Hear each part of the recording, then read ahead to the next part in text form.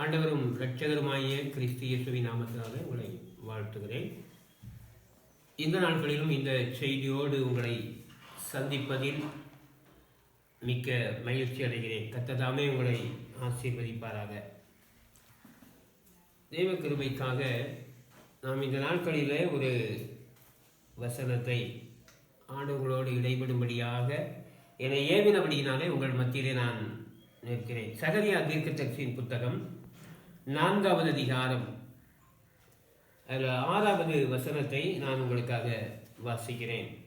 சகரியா 4வது அதிகாரம் 6வது வசனம். அப்பொழுது அவர், செருபாபேலுக்கு சொல்லப்படுகிற கர்த்தருடைய வார்த்தை என்னவென்றால், பலத்தினாலும் அல்ல பராக்கிரமத்தினாலும் அல்ல, என்னுடைய ஆவியினாலே ஆகும் என்று சேனைகளின் கர்த்தர் சொல்லுகிறார். பலத்தினாலும் அல்ல பராக்கிரமத்தினாலும் அல்ல, என்னுடைய ஆவியினாலே ஆகும் என்று கர்த்தர் சொல்லுகிறார். தேவ பிள்ளைகளே, இது எந்த சூழ்நிலையில் சொல்லப்பட்ட வார்த்தை என்று நாம் அறியும் போது, ஆண்டவர் எருசலேம் தேவாலயத்தை கட்டும்படியாக மிகவும் முக்கியமான 3 பேரோடு பேசினார். முதலாவது, அந்த ஆலயத்தை கட்டும்படியாக ஆண்டவரால் அழைக்கப்பட்ட அல்லது ஏவப்பட்ட கோரேஸ் என்கிற ஒரு ராஜா. இரண்டாவதாக யோசுவா என்கிற ஒரு பிரதான ஆசாரியன். மூன்றாவதாக செருபாபேல் என்கிற ஒரு மனுஷன். இந்த 3 பேரையும் ஆண்டவர் அந்த ஆலயத்தை கட்டும்படியாக ஆண்டவர் நியமித்தார். இப்ப ஆலயம் கட்டப்படுகிறது. ஆனாலும் அந்த ஆலயத்தை பாருங்க, அந்த பவுண்டேஷன் வரைக்கும் தான் அவங்களுக்கு கட்ட முடிந்தது. ராஜாவின் அதிகாரம் இருந்தது. ராஜாவின் அனுமதியோடு தான் அந்த ஆலயத்தை கட்ட துணிந்தார்கள். ஆனாலும் அவர்களால் ஆலயத்தை பவுண்டேஷன் முழுவதும், அதாவது அஸ்திவாரம் மட்டும்தான் அவர்களால் கட்ட முடிந்ததை தவிர, அந்த அஸ்திவாரத்துக்கு மேல ஒரு செங்கலை கூட வைத்து அவர்களால் கட்ட முடியவில்லை. இன்னைக்கு அநேகருடைய காரியங்கள் பாருங்க, நம்ம அநேக காரியங்களில் ஆண்டவரோடு உறவு கொள்கிறோம், நல்லா தான் இருக்கிறோம். ஆனா சில காரியங்கள் நாம் செய்வது அது ஒரு ஆசீர்வாதமானதாகவோ அல்லது அதை ஒரு முற்றுப்படுத்தி அல்லது முடித்து விடவோ நம்மளால் கூடாமல் அநேக நேரங்களில் நாம் தவிக்கிறோம்.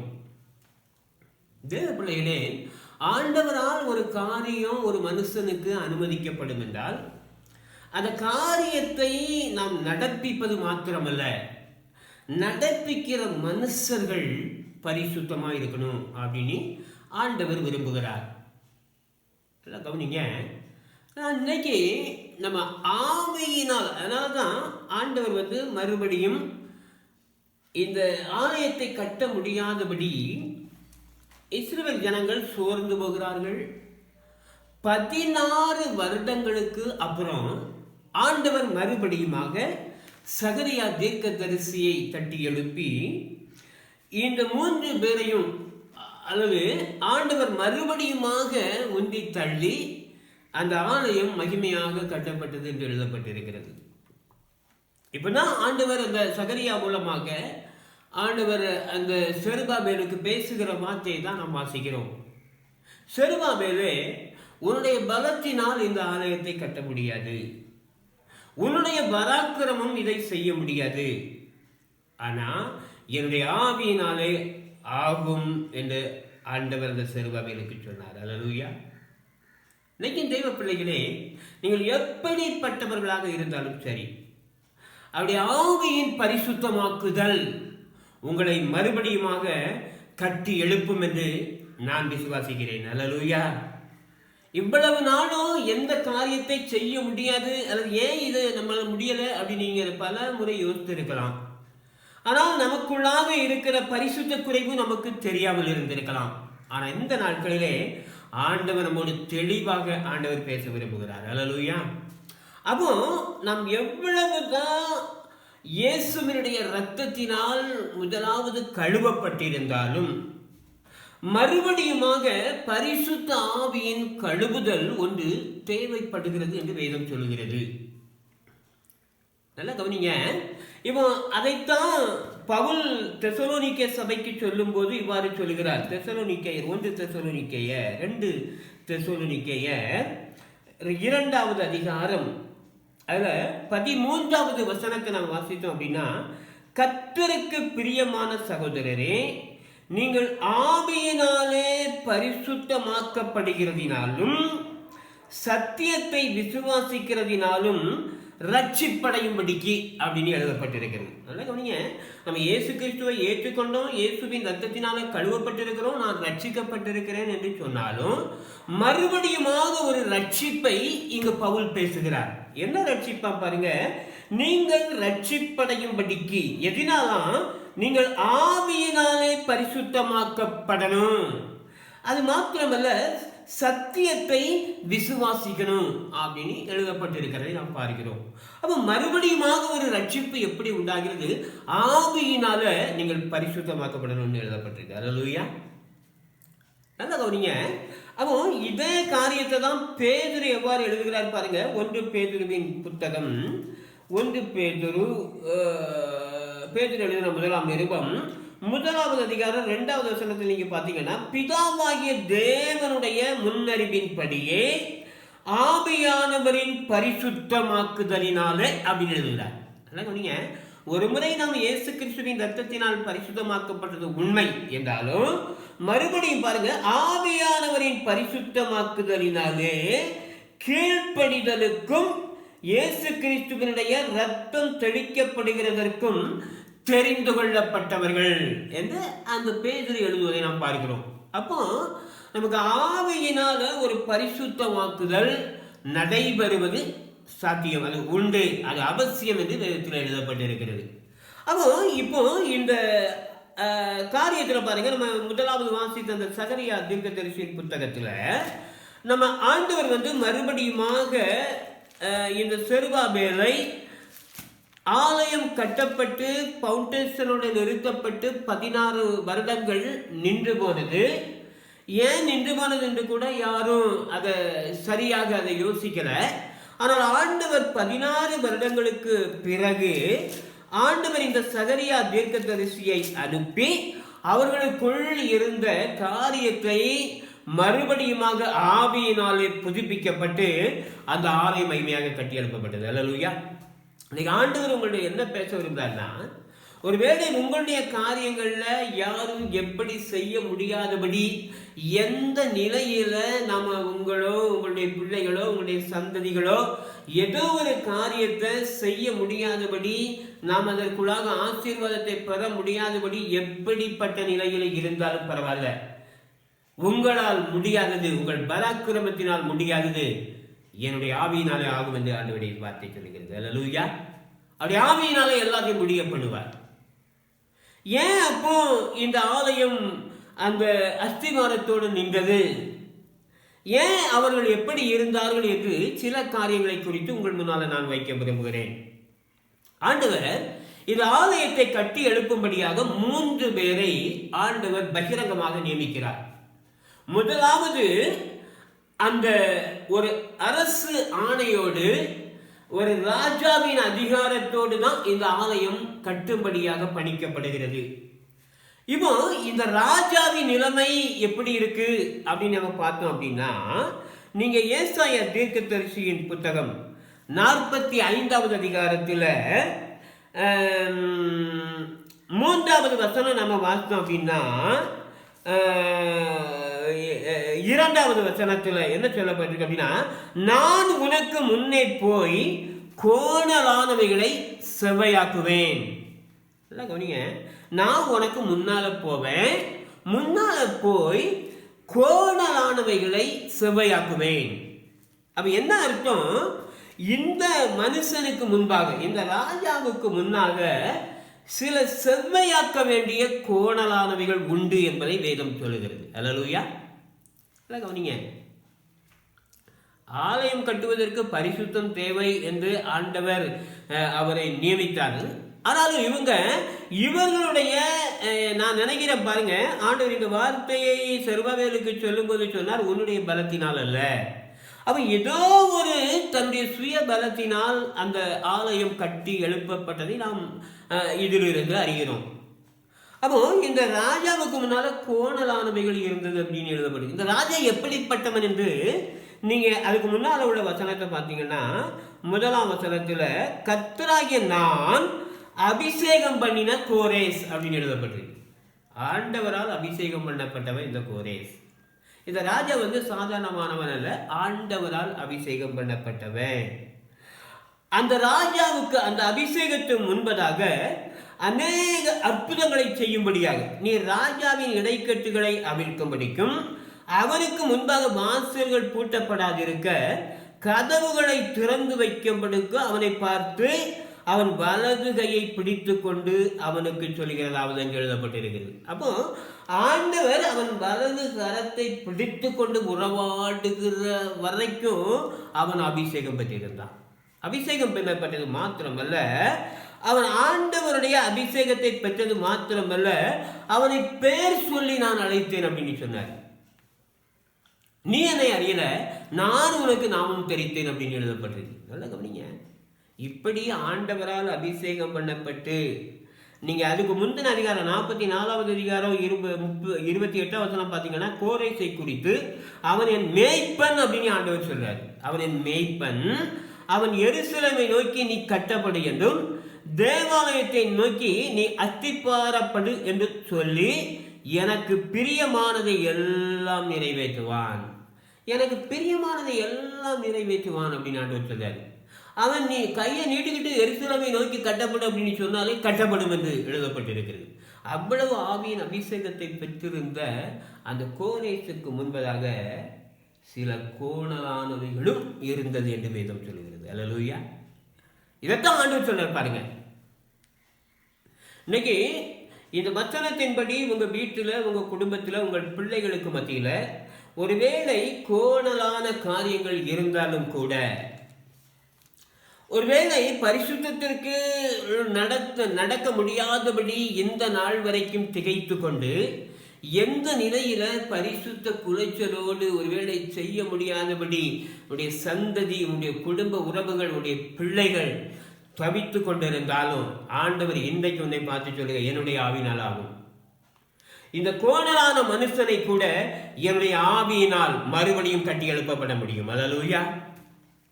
எந்த ஜனங்கள் உங்களுடைய பிள்ளைகளை குறித்து இவன் எங்க உருப்படுவான், இவன் என்னுடைய இந்த காரியங்கள் எல்லாம் வர முடியாது, இவன் காரியத்துல செவ்வையான காரியம் கிடையாது, அவன் கோணலா நடந்து கொண்டிருக்கிறான், உங்க பிள்ளையை பார்த்து உங்களை பார்த்து சொன்னாலும் ஆண்டவர் இன்றைக்கு உங்க மேல ஒரு அபிஷேகத்தை வைக்கிறார். என்னுடைய ஆவியினாலே உன்னை மாற்ற முடியும். அல்லேலூயா.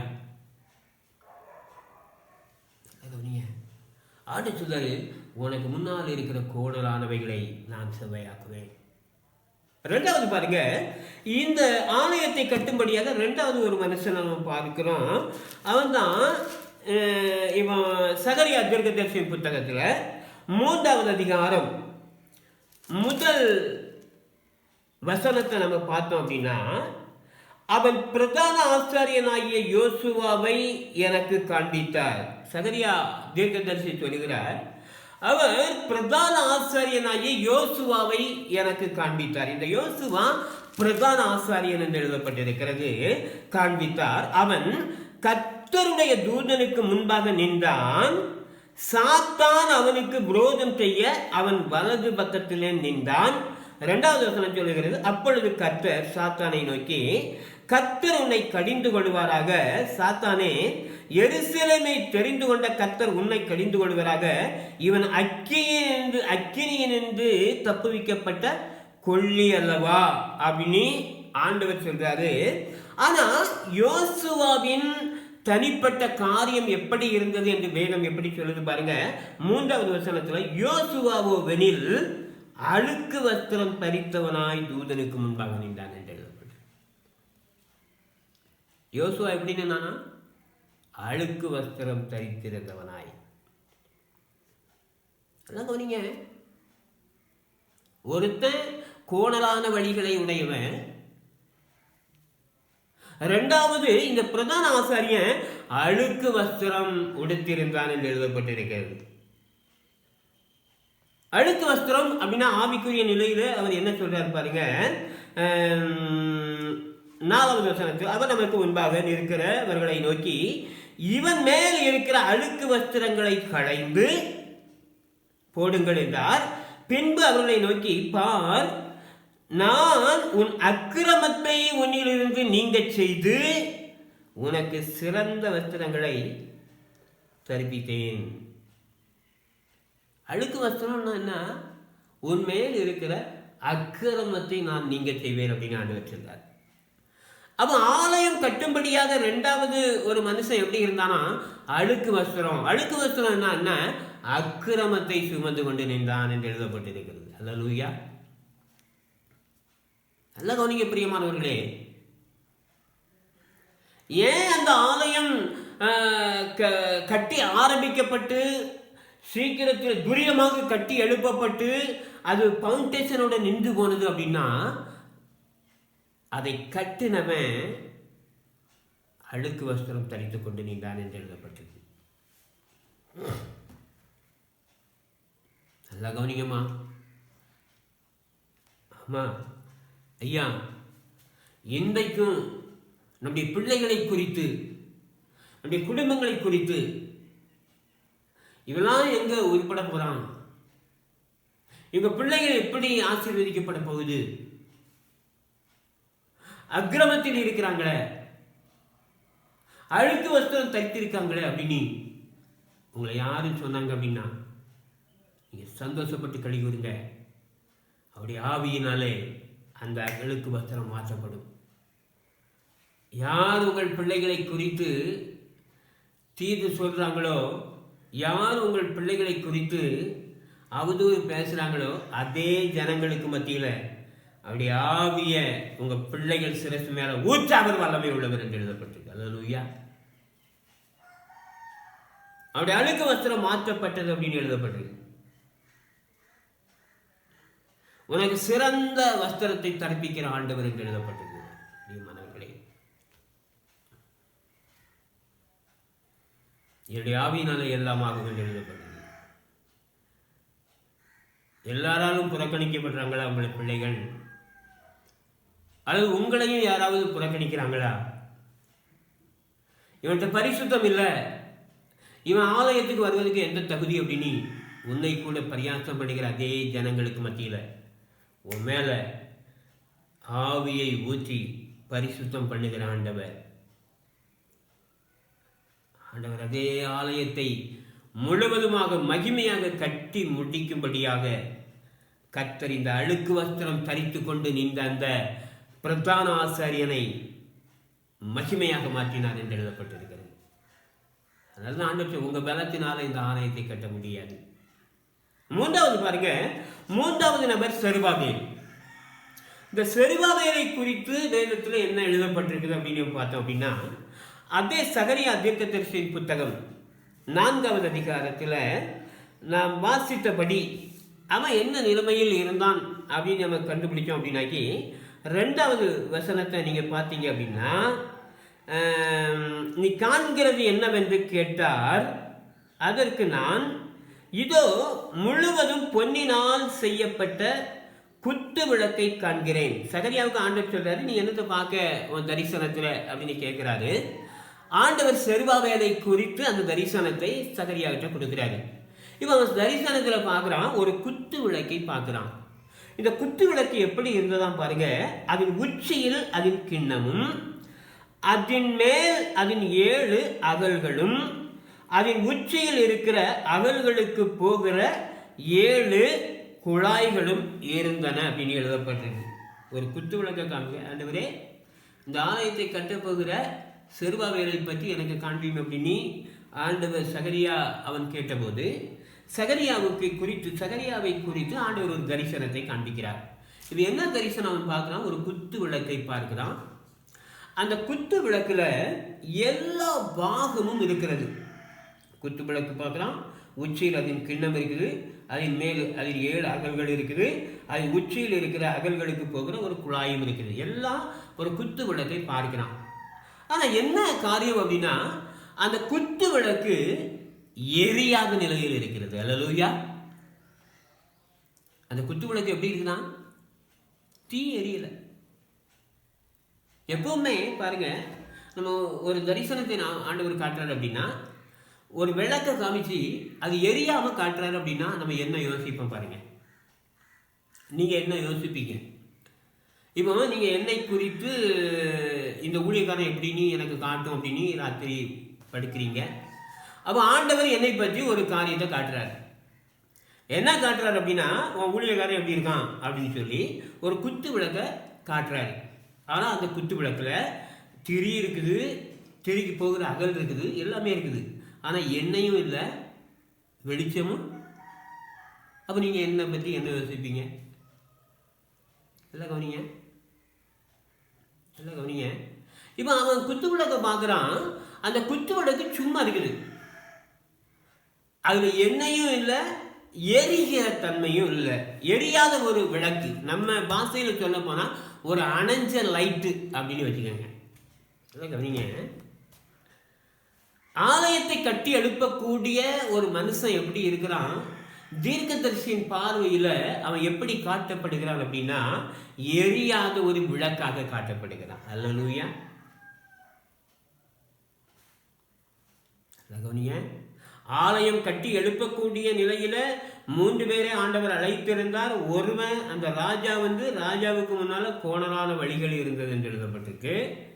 2வது யோசுவா என்கிற பிரதான ஆசாரியனை ஆண்டவர் சகரியாவுக்கு காண்பித்தார். அவன் எப்படி நிற்கிறான் அப்படின்னா, அழுக்கு வஸ்திரத்தோடு நிற்கிறான். அவனும் அந்த ஆலயத்தை கட்டுவதற்கு லாயக்கற்றவன்.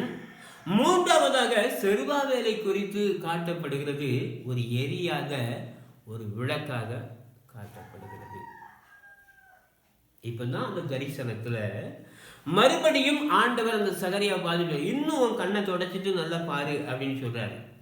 இப்போ அவன் பார்க்குறான். அங்கே என்ன நடக்கு அப்படின்னா, 12ஆம் வசனத்தில், மறுபடியும் நான் அவரை நோக்கி 2 குழாய்களின் வழியாக தொங்கி பொன்னிறமான எண்ணெயை தங்களிலிருந்து இறங்கப்பணுகளுமாகிய ஒளிவு மரங்களின் 2 கிளைகள் என்னவென்று கேட்டேன். அதற்கு அவர், இவர்கள் இன்னதென்று உனக்கு தெரியாதா அப்படின்னு சொல்லிட்டு 14ஆம் வசனத்தில், அப்பொழுது அவர், இவர்கள் 2ம் சர்வ லோகத்துக்கும் ஆண்டவராய் இருக்கிறவரின் சமூகத்தில் இருக்கிற அபிஷேகம் பெற்றவர்கள் என்று எழுதப்பட்டிருக்கிறது. அல்லேலூயா. இப்போ மறுபடியும் ஆண்டவர் அந்த தரிசனத்தை காட்டும் போது, இப்போ மறுபடியும் அந்த சகரியா நுணுக்கமாக அவன் கண்ணை தொடச்சிட்டு பார்க்கிறான். இப்போ அந்த குத்து விளக்குக்கு மத்தியில 2 பக்கங்களிலும் 2 ஒலிவ கிளைகள் எண்ணெயை வடிவித்துக் கொண்டிருந்தது என்று எழுதப்பட்டிருக்கிறது. அல்லேலூயா.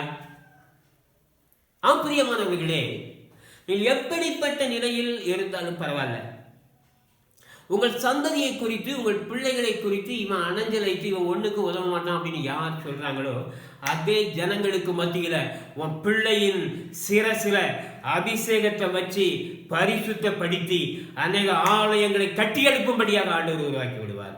மறந்து போகாதீங்க, பயப்படாதீங்க. இப்ப ஆண்டவர் அந்த குத்து விளக்குக்கு 2 பக்கங்களிலும் 2 ஒலிவ கிளைகளை காண்பிக்கிறார். அந்த ஒலிவ கிளையிலிருந்து, நல்ல கவனிங்க, ஒலிவ கிளையிலிருந்து எண்ணெய் வடிந்து கொண்டிருந்தது என்று எழுதப்பட்டு. இப்போ அப்படி கேட்கிறான். மறுபடியும் அந்த சகரியா ஆண்டவர்கிட்ட கேட்டபோது அவர் சொன்னாரு, இது என்ன அப்படின்னா, இவர்கள் தேவ சமூகத்தில் நிற்கிற அபிஷேகம் பெற்றவர்கள் என்று எழுதப்பட்டிருக்கிறது. அல்லேலூயா. இப்ப ஆண்டவர் 3 பேரையும் ஆவியினால பரிசுத்தம் பண்ணிவிட்டார். அவங்க மேல அபிஷேகத்தை வைக்கிறாரு. அனஞ்சலைத்துக்கும் அபிஷேகம் வைக்கிறாரு, அழுக்கு வஸ்திரம் தரித்தவனுக்கும் அபிஷேகம் வைக்கிறாரு, மாறுபாடான நிலையில் இருக்கிற கோரேசுக்கும் அந்த அபிஷேகத்தை வைக்கிறார். தேவ பிள்ளைகளே, 16 வருடம் கட்டி முடிக்கப்படாத நிலையில ஃபவுண்டேஷனுக்கு மேலே கட்டக்கூடாது இருந்த அந்த ஆலயம் மகிமையாக கட்டி எழுப்பப்பட்டது என்று வேதத்தில் எழுதப்பட்டிருக்கிறது. அல்லேலூயா. உங்களையும் ஆண்டவர் அப்படி மாற்றுவாரம்மா. உங்கள் பிள்ளைகளை குறித்து கவலையோடு இருக்கிறீங்களா? யாரையும் கோணலான வழியில் போகிறான் அப்படின்னு சொல்கிறாங்களா? உங்களை கேலி பண்ணுறாங்களா? அல்லது உங்களுடைய பிள்ளைகள் அழுக்கு வசனம் தெரியும், பரிசுத்தமே இல்லை, எவ்வளவு ஆலயத்துக்கு போனாலும் பரிசுத்தம் இல்லாமல் இருக்கிறோம் அப்படின்னு உங்களை சொல்கிறாங்களா? அல்லது ஒருவேளை நம்ம இந்த செருபாவேலை குறித்து சொல்லப்பட்டது போல அணைஞ்ச லைட்டாக இருக்காங்களா? இவங்களால் மேலே வரைய முடியாது, என் பிள்ளைகள் அப்படிதான் அப்படின்னு யார் உங்களை குறித்து பொல்லாங்கு சொல்லுகிறார்களோ, உங்களை பரிகசிக்கிறாங்களோ, உங்களை கேலி பண்ணுறாங்களோ, அதே ஜனங்களுக்கு மத்தியில் ஆண்டவர் அபிஷேகத்தை வச்சு என்னுடைய ஆவியினால் எல்லாம் ஆகும் என்று சொல்லுகிற ஆண்டவர் உங்கள் நடுவிலே உலாவிக் கொண்டிருக்கிறார். உன் பிள்ளை நடுவிலே உலாவிக் கொண்டிருக்கிறார். அடுத்த சமயத்தில் ஒப்பு கொடுப்போமா? மறுபடியும் மறுபடியும் மறுபடியும் மறுபடியும் ஆண்டவர் மகிமையாக அந்த ஆலயத்தை கட்டி முடித்தது போல உங்கள் பிள்ளைகளை கொண்டும் கட்டி முடிப்பாருமா. உங்கள் பிள்ளைகள் மேலே அந்த அபிஷேகத்தை வைப்பார். ஆவியினாலே பரிசுத்தமாக்கப்படுவாங்க.